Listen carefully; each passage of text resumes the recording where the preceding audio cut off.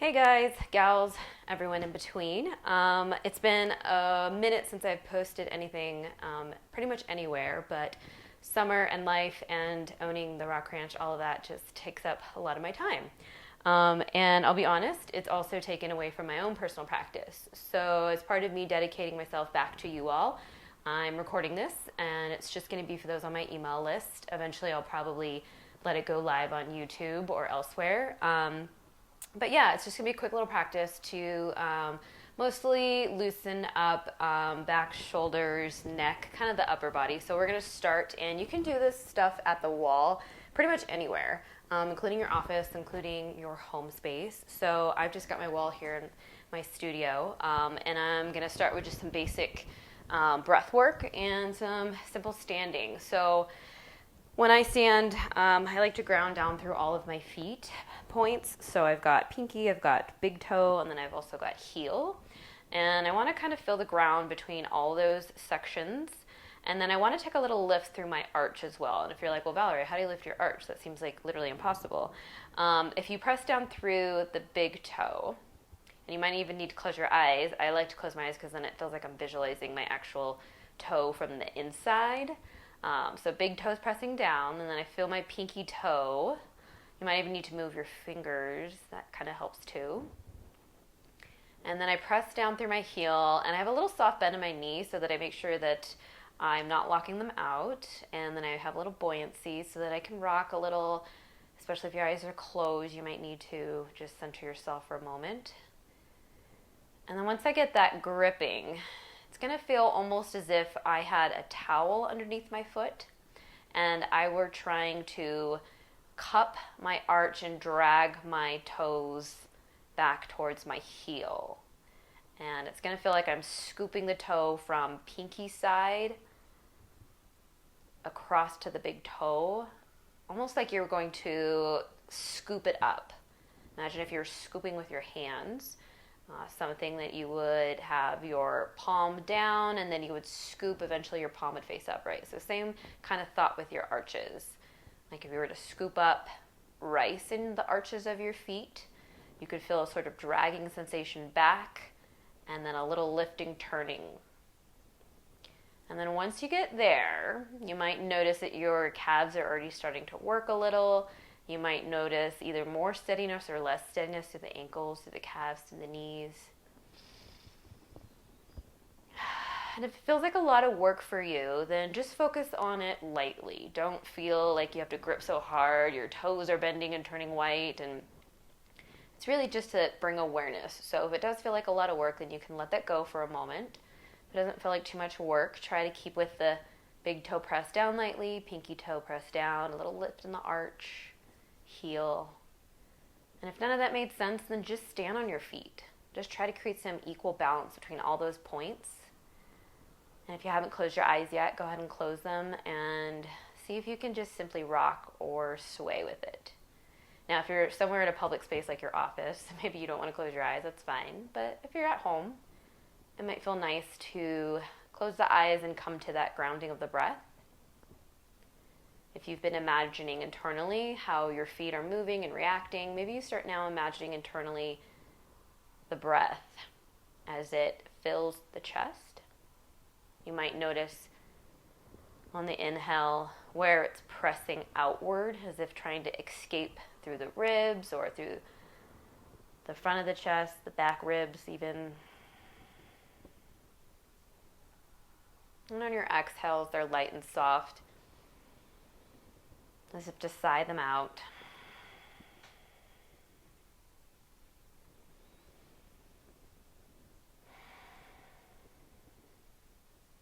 You could take your breaths slow or work to slow them down.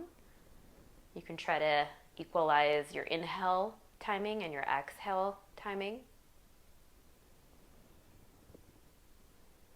Or you can simply be an observer, noticing fronts, sides, back, that whole torso, like it's maybe a can, perhaps a balloon is more of the image you like to take. Your whole thoracic cavity is meant to expand in all directions to give the chest, the spine, the whole rib cage. A nice little massage internally.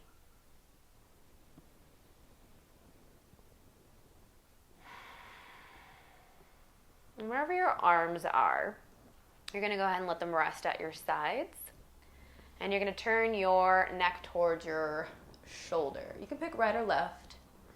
Maybe your body just naturally decided. And then keeping everything stable from the neck down, we're slowly going to unwind or wind up, depending on how your brain works. We're going to zipper down the spine. So the shoulder blades and the collarbones are going to start to turn a little bit. So imagine just the shoulders are moving. So actually my belly button and the bottom of my sternum isn't really moving anywhere. It's just my upper shoulders. If you're not sure where those points are, then I'm pointing to them. And then once you get to that end range, you're going to start to let more of your rib cage, the lower part, start to twist. But my belly button is still staying forward. And you might not get too much of a twist. I don't have too much on the side. And then once you get there, this is not a stress twist either. I'm not trying to pull myself as far as I can go. I'm just going to that end. And then I'm going to start to let more of my ribs turn. And now my pelvis is still staying stable, but more of my middle back and lumbar is turning. And now I'm slowly going to let the bottom part of my spine wind into this. You're going to let ribs all the way down the spine to the pelvis turn and see how far you can go without, again, stressing it. Slowly rewind back. And if it helps to have your hand in these spots, it might be nice to give yourself a little physical place to concentrate at. So I'm bringing my pelvis back to center. Now I can feel my belly button coming round, the bottom of my sternum, and then the upper rib cage, and then last the neck and head. And then we're going to go the other way. So if it helps again to have the hand there, it's nice. So first just the chin looks over my shoulder. And then I'm going to let just the collarbones and the shoulders start to turn. Sternum, belly button, hips are all still center. You'll notice you probably have a lot of twist here. And then as you go down the spine, there's less twist because that's mostly where your twist comes from, is your upper spine. So then your sternum starts to go. Your belly button starts to turn. Gives you a little bit more twist. And then the hips start to unwind, nice and slow. And just see how much twist you have there without stressing it. You'll come back, so hips come to center.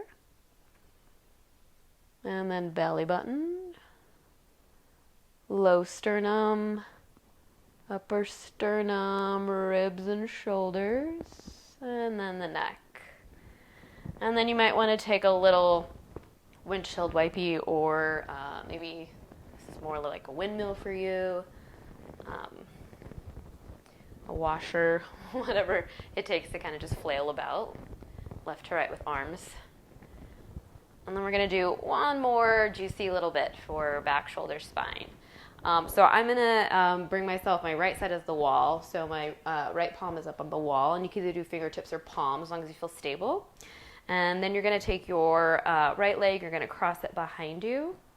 Excuse me, left leg cross behind you. There you go. So we're going to stretch the left side, the side that's not at the wall. And you're going to take your left arm, you're going to reach it straight up towards the ceiling. And then once you get length all the way through there, don't stress your shoulder too much. Like let it kind of not exactly reach as high as it can go towards your ear. We're not scrunching, right? We're just reaching through the side body, not so much through the upper shoulder. A little room between your neck and your arm. And then start to arc over towards the wall. And you can use that hand that's at the wall to support your weight. And if you start arcing over and you're like, well, I'm too far off the wall, then just pull back out and then find that space between you and the wall where you can eventually bring either fingertips or whole palm down, whatever feels more comfortable. And then if you get a chance, you're going to jut out that left hip towards the left side. And as long as you don't feel any uncomfortable scrunching on the right side, just really stay with this stretch. You might even turn the ribs up a little or down a little. There's no right or wrong to how you move here. Just find a really juicy spot. where you feel good long lengthening. It's a little combination of passive and aggressive. Passive and more of a positive engagement here. Because you're working a little bit, but not a lot of it because you got the wall there. And then eventually you're going to come back to center. So take your time. Maybe you try to engage a bit more muscles to pull yourself upright rather than just flinging yourself there. And then we're going to switch sides. I have to turn my back to you all. So this time, left side's at the wall, left fingertips or palm, and then your right leg is going to be the one that crosses behind you so that you get your right side stretch in. So figure out how far more or less you need to be from the wall. If you're too far, too close, then just adjust. So first, reach up through the fingertips. Again, we're not scrunching that shoulder up towards the ear. We're going to let it soften, but we are going to reach all the way through the side body. And then once you get that reach, start to bow and bend like a bow and arrow towards the wall. Eventually you'll find the wall. You might need to adjust hands. And if you get a chance, you might jut that right hip out. You could, again, turn those ribs up and down or find some other way to stretch the side body.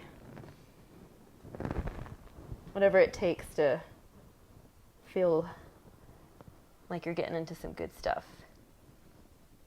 Or maybe it doesn't feel optimal, but you know it's doing some good stretching for you. When you're ready to come out, you're going to be gentle. You can even imagine like your pulse side of the right core trunk is what's lifting you off the wall and pulling you back to center. And then you can take any free stretches that you want. Maybe you reach arms overhead. You can pull at wrist and act as if you're trying to resist the stretch and the pull. You might enjoy a little back bend so palms can come to where your pockets would be, and soften the knees, bring the chest up. You might roll around through the neck. Anything that feels nice for shoulders, head, body, anywhere in between, right? All right, so I hope you enjoyed that little quickie stretch. And this doesn't have to be something that you do at length and hold and pause. It might be just something that during your workday you take a break, you take a stretch at the wall, you move the arms, you lift them overhead. I know a lot of you out there are virtual, doing less of computer work, maybe more sitting than you want to be doing. So those are some really cool things that you can do. Little quick tidbit, I am working extra hard right now to try to bring yoga back to 10 Sleep and to Warland in person. So stay tuned. I'm going to be sending you some updates very soon.